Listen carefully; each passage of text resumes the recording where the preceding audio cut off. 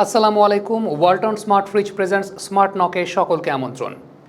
চান্ডিকা হাথুরা সিংয়ের কাছে কয়েকটা প্রশ্ন আছে, সে প্রশ্নের উত্তরগুলো তার কাছে কখনো চাওয়া হয়েছে কিনা, কখনো চাওয়া হবে কিনা, কিংবা এই ধরনের জবাবদিহিতার জায়গা আছে কিনা বাংলাদেশের ক্রিকেটে, সেটা একটা প্রশ্নের বিষয়। প্রথম প্রশ্নটা হচ্ছে 2023 বিশ্বকাপে ব্যাটিং অর্ডারের এই যে এত শাফলিং বা এত পরিবর্তন ছিল, সেটা আসলে কেন ছিল? এই ব্যাপারে রাইট এক্সপ্লেনেশনটা কি আমরা এখন পর্যন্ত পেয়েছি? আমরা কি এখন পর্যন্ত জানি যে 23 বিশ্বকাপে কেন ব্যাটিং অর্ডারের এত পরিবর্তনের জায়গাটা ছিল? 2 নম্বর প্রশ্নটা হচ্ছে 2023 বিশ্বকাপের পর অ্যালান ডোনাল্ড, বাংলাদেশ ক্রিকেট টিমের সাবেক বোলিং কোচ, আমরা বর্তমানে আফগানিস্তান টিমটার সঙ্গে ডোয়াইন ব্র্যাভোকে যেভাবে দেখেছি যে ডাগ আউটের বাইরে যেভাবে ঘোরাঘুরি করছেন, অ্যালান ডোনাল্ড তিনি সেইভাবেই ঘোরাঘুরি করতেন পানির বোতল নিয়ে। তার একটা চমৎকার আমরা দেখতাম যে এনথুসিয়াজম, দলের খেলোয়াড়দের সঙ্গে বন্ডিং, এবং ওটিস গিবসন কিংবা অ্যালান ডোনাল্ডের সময় যে ইনভেস্টমেন্টটা হয়েছে বাংলাদেশের পেস বোলিংয়ে, সেটার ক্রিম এখনকার কোচিং ইউনিটটা খাচ্ছে, সেটা খুব ভালো মতোই সবার জানা আছে। সে অ্যালান ডোনাল্ডকে 23 বিশ্বকাপের পর যখন চলে যেতে হয়েছে, কেন চলে যেতে হয়েছে, তার সুনির্দিষ্ট কারণটা কি, সেই ব্যাখ্যাটা কি আমাদের প্রধান কোচ করেছেন। শ্রীনিবাস, যিনি বাংলাদেশ ক্রিকেট টিমের সাবেক অ্যানালিস্ট, ওয়ার্ল্ড ফেমাস অ্যানালিস্ট, তার উপর অ্যানালিস্ট এই মুহূর্তে আছে কিনা বিশ্বে, সেটা নিয়েও একটা প্রশ্ন চলে আসতেই পারে। শ্রীনিবাস কেন গেছেন, তার সঙ্গে মানসিক দূরত্বের জায়গাটা কোথায় ছিল চান্ডিকা হাথুরা সিংয়ের, এই ব্যাপারে কি কোনো ব্যাখ্যা এখন পর্যন্ত দেয়া হয়েছে? সেটাও এখন পর্যন্ত দেয়া হয় নাই, বা ব্যাখ্যা দেবেন কিনা চান্ডিকা হাথুরা সিংয়ের, সেটা একটা প্রশ্নের জায়গা।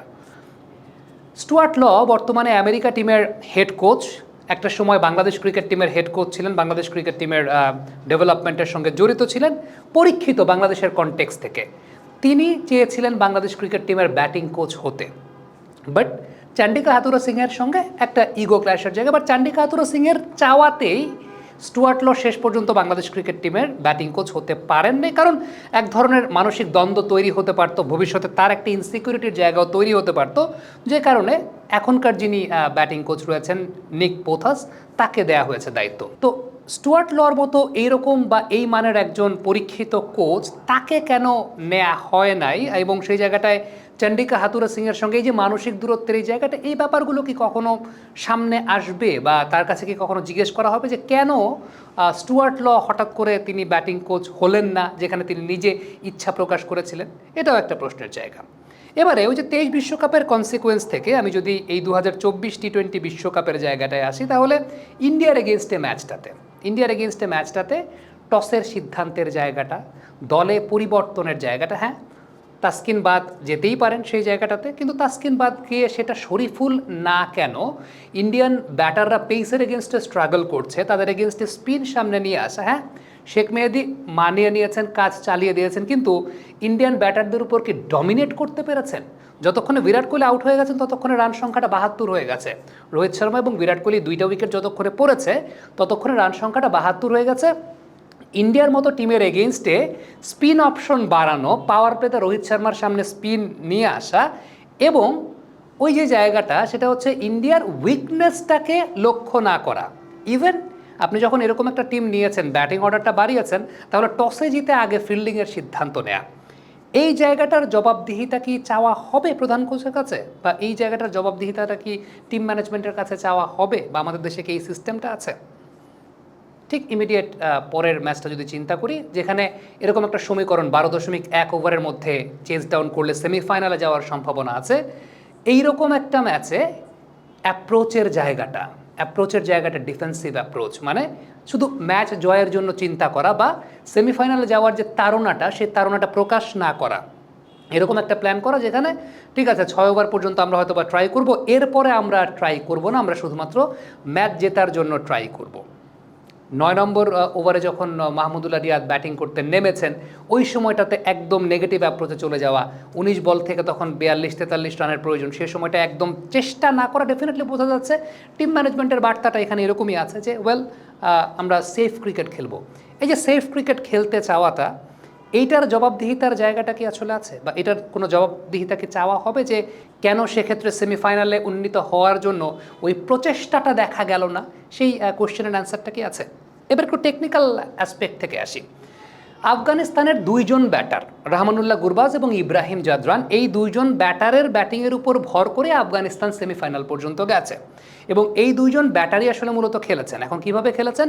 এই দুজনের ব্যাটারের টেকনিক্যাল জায়গার শার্পনেস, রহমানুল্লাহ গুরবাজের টেকনিক্যাল শার্পনেসটা দিনকে দিন বৃদ্ধি পাচ্ছে এবং আমরা যেভাবে দেখেছি তার ওয়াগন হুইল যদি একটু দেখি, রানগুলো তো দেখছি আমরা এই জায়গাটা আমার পেছনে, তার ওয়াগন হুইল দেখি, দেখেন 12 রান এই ম্যাচে নিউজিল্যান্ডের সঙ্গে লং অফ দিয়ে, 19 রান লং অন নিয়ে, 23 রান ওই জায়গায় মিড উইকেট দিয়ে, পরের তার আগের ম্যাচ উগান্ডার সাথে 20 রান লং অফ দিয়ে, 17 রান লং অন দিয়ে, মানে ওই যে ভি জোনে খেলার দক্ষতা।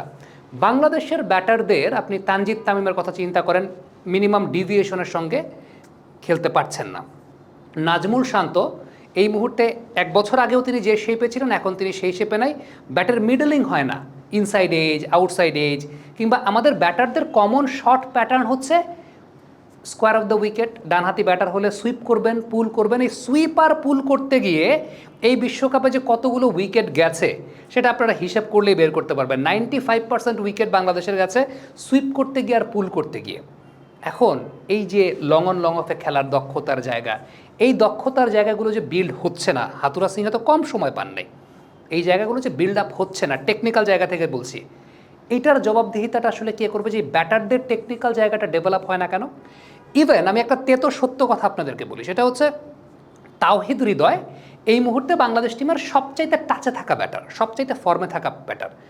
আপনি নিজেও খুব ভালো মতো জানেন যে তাওহিদ হৃদয়ের শটের রেঞ্জ ওই মিড উইকেট অঞ্চল দিয়ে একটা ধরেন হুইপিং করা উপর দিয়ে, অথবা লং অন অঞ্চল দিয়ে একটা হুইপিং করা, এর থেকে বেশি রেগুলার বেসিসে তাওহিদ হৃদয়ের শটের রেঞ্জ নেই। এখন হৃদয় ভালো খেলে ফেলছে রেগুলার, যে কারণে কথাটা এখন আসছে না। আবার যখন ব্যাট প্যাচে পড়বে তখন আবার এই কথাটা আসবে। তাইলে হৃদয়ের এই যে টেকনিক্যাল জায়গাটা নিয়ে কাজ করার যে জায়গাটা, ন্যাশনাল টিমের টিম ম্যানেজমেন্ট টেকনিক্যাল জায়গায় কতটুকু সার্ভিস দিচ্ছে? হ্যাঁ, বোলিং ইউনিট তো আমরা দেখতে পাচ্ছি, রিশাদকে যেভাবে পরিবর্তন করা হয়েছে মুশতাক আহমেদ আসার পর 100তে 100, ওই জায়গায় কোনো কিছুর অবকাশ নেই। এটা তো স্বীকার না করলে এই কথাটা মিথ্যা কথা বলা হয়ে যাবে। ডেফিনেটলি এই কোচিং ইউনিটের সবচেয়ে বড় সাকসেসের নাম রিশাদ এবং সেটা মুশতাক আহমেদ আসার পর। কিন্তু আদারওয়াইজ টেকনিক্যালি আর সাকসেসের জায়গাটা কোথায়, সেটার জবাবদিহিতাটা কি চাওয়া হবে, বা সেটার কোনো জবাবদিহিতা চাওয়ার কোনো সিস্টেম কি আছে? সো এই যে জায়গাগুলো, একটা তো আমি non technical point of view থেকে বললাম যে ম্যান ম্যানেজমেন্ট এবং এই সংক্রান্ত কোচদের সঙ্গে দ্বন্দ্ব ইস্যু কিংবা ডিসিশন মেকিং, পলিসি মেকিংয়ের যে জায়গাটা, সেই জায়গা অনুযায়ী। ও আরেকটা কথা বলতে ভুলে গেছে, সেটা হচ্ছে বাহাতি ডানহাতি কম্বিনেশন। সাকিব আল হাসান বাহাতি ব্যাটার ব্যাটিংয়ে থাকলে বোলিং করতে আসেন না। As a coach what's my duty? তার কাছ থেকে সেরাটা বের করে নিয়ে আসা। তিনি আসবেন না মানে? চান্ডিকা হাথুরুসিংহের সিংহের নাকি দলের প্রতি খুব ইনফ্লুয়েন্স থাকে, তাহলে সাকিব আল হাসান যদি বাহাতি ব্যাটারের সময় তিনি বোলিং করতে আসতে না চান, তার কাছ থেকে সেরাটা বের করে নিয়ে আসার দায়িত্বটা কার? আমার তো না, বাইরে থেকে আমার তো দায়িত্ব না, সেটা তো চান্ডিকা হাথুরুসিংহে সাহেবের দায়িত্ব, তাই না? ওটা বের করা। বাহাতি ডানহাতি কম্বিনেশন আমার ব্যাটিংয়ে রাখতেই হবে, এই কারণে এরকম একটা ম্যাচ যেখানে সেমিফাইনালের যাওয়ার সমীকরণটা 12.1 ওভারের মধ্যে আপনি দলের মেইন ব্যাটারটাকে নামাচ্ছেন 6 নম্বর পজিশনে। What a joke! দলের মেইন ব্যাটারটা 6 নম্বর পজিশনে ব্যাট করতে নামছেন। এই প্রশ্নের উত্তরটা কে দেবে? আমি একদম আমার কাছে মনে হয় যে এই ভিডিওটার মূল সারমর্মের জায়গাটা এটা। এই প্রশ্নের উত্তরটা কি দেবেন? এই প্রশ্নের উত্তরটা কি চাওয়া হবে?